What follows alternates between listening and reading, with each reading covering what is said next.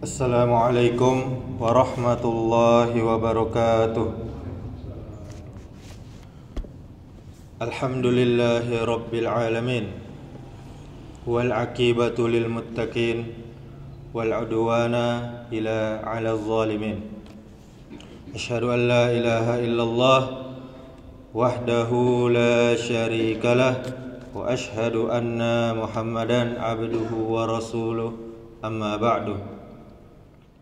Bapak Ibu kaum muslimin, kaum muslimat, jamaah zuhur yang dirahmati Allah Subhanahu wa taala.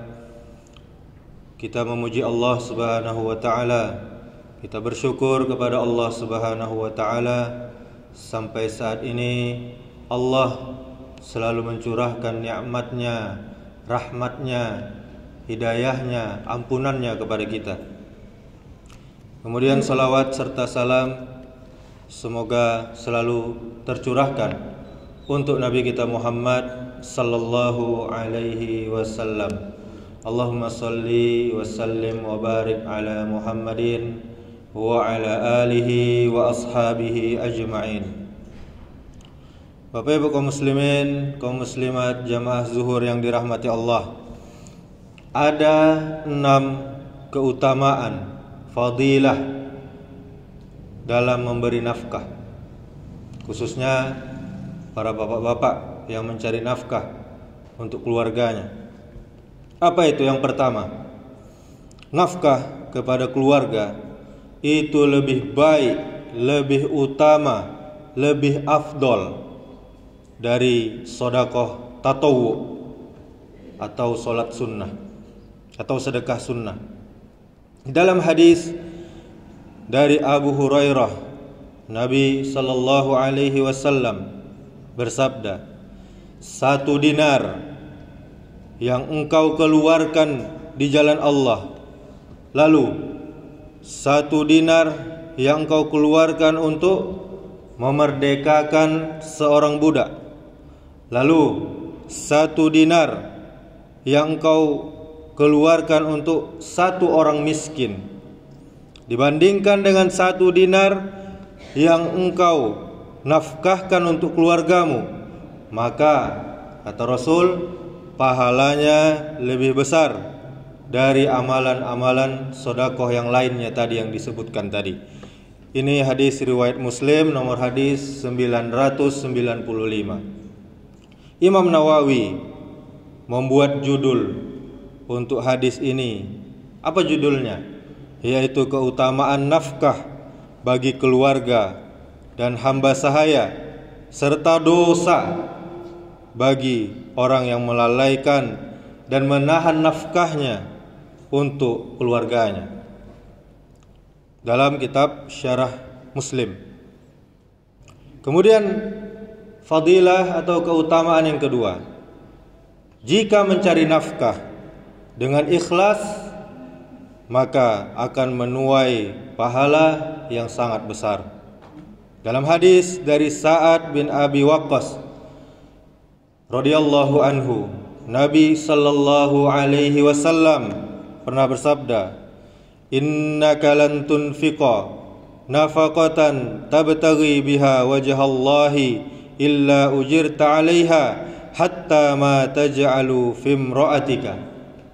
Yang artinya, sungguh tidaklah engkau menginfakkan nafkah atau harta dengan tujuan mengharapkan melihat wajah Allah Subhanahu wa taala pada hari kiamat nanti, kecuali engkau akan mendapatkan ganjaran yang sangat besar, pahala yang sangat besar, sampai pun makanan yang engkau berikan kepada istrimu. Hadis riwayat Bukhari nomor 56. Kemudian Imam Bukhari rahimahullah memasukkan hadis ini pada masalah setiap amalan tergantung pada niatnya. Ini menunjukkan Bapak Ibu sekalian bahwa mencari nafkah bisa menuai pahala jika diniatkan dengan ikhlas untuk meraih wajah Allah Subhanahu wa taala, melihat wajah Allah Subhanahu wa taala. Namun jika itu hanya aktivitas harian semata, rutinitas semata, atau yakin itu hanya sekedar kewajiban dari seorang suami, belum tentu itu berbuah pahala. Kemudian fadilah yang ketiga, memberi nafkah adalah termasuk sedekah. Hadisnya dari Al-Miqdam bin Ma'di Karib, dia berkata bahwa Rasulullah sallallahu alaihi wasallam pernah bersabda, harta yang dikeluarkan sebagai makanan untukmu adalah dinilai sebagai sedekah untukmu. Begitu pula makanan yang engkau beri pada anakmu, itu pun dinilai sedekah. Begitu juga makanan yang engkau berikan untuk istrimu, itu pun bernilai sedekah untukmu.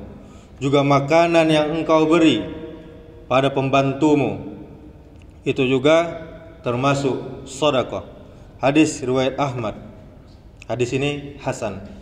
Kemudian fadilah yang keempat, keutamaan yang keempat dalam mencari nafkah adalah harta yang dinafkahkan akan semakin barokah dan akan diberi ganti oleh Allah Subhanahu wa taala. Di dalam hadis dari Abu Hurairah radhiyallahu anhu, Nabi Muhammad sallallahu alaihi wasallam bersabda, tidaklah para hamba pada pagi hari dia diturunkan oleh Allah dua malaikat, yang salah satunya berkata, ya Allah, berilah ganti kepada hambamu ini yang senang berinfak. Kemudian malaikat yang satunya berdoa atau mengatakan, ya Allah, berikanlah kebangkrutan, kemiskinan pada orang atau hambamu yang pelit untuk bersedekah pada pagi hari. Hadis riwayat Bukhari nomor hadis 1442 dan diriwayatkan oleh Imam Muslim nomor hadis 1010. Seseorang, Bapak Ibu, saudaraku yang dirahmati Allah Subhanahu wa taala, jika dia memberi nafkah untuk keluarganya, termasuk berinfak, sehingga termasuk di dalam keutamaan hadis yang kita bacakan tadi. Kemudian yang kelima, setiap orang pasti akan dimintai pertanggungjawaban oleh Allah Subhanahu wa taala apakah dia benar memperhatikan nafkah untuk keluarganya. Dalam hadis dari Anas bin Malik, Rasulullah sallallahu alaihi wasallam bersabda, "Innallaha sa'ilun kulla ra'in amma star'ah." Allah Subhanahu wa taala akan bertanya pada setiap pemimpin atas apa yang dia pimpin. Ini hadis riwayat Tirmizi nomor 1705. Dan hadis ini sahih. Dan juga di riwayat yang lain dari Ibnu Hibban, Allah akan bertanya pada setiap pemimpin atas apa yang dia pimpin. Apakah dia memperhatikan yang dia pimpin atau malah melalaikannya. Ini hadis riwayat Ibnu Hibban. Kemudian yang terakhir, yang keenam, Bapak Ibu, memperhatikan nafkah keluarga itu akan mendapatkan penghalang dari siksa neraka. Hadisnya dari Adi bin Hatim, dia berkata, "Ittaqun nara walau bisyikkit tamrah." Selamatkanlah diri kalian dari neraka walau hanya dengan sedekah dengan sebelah kurma, sepotong kurma. Ini hadis riwayat Bukhari nomor hadis 1417. Demikianlah Bapak Ibu kaum muslimin, kaum muslimat, jamaah zuhur yang dirahmati Allah. Mudah-mudahan ini yang singkat ini menambah semangat kita dalam mencari nafkah untuk keluarga kita dengan nafkah yang halal tentunya dan diberkahi oleh Allah Subhanahu wa taala. Demikianlah subhanakallahumma wa bihamdika asyhadu an la ilaha illa anta, astaghfiruka wa atubu ilaik. Wassalamualaikum warahmatullahi wabarakatuh.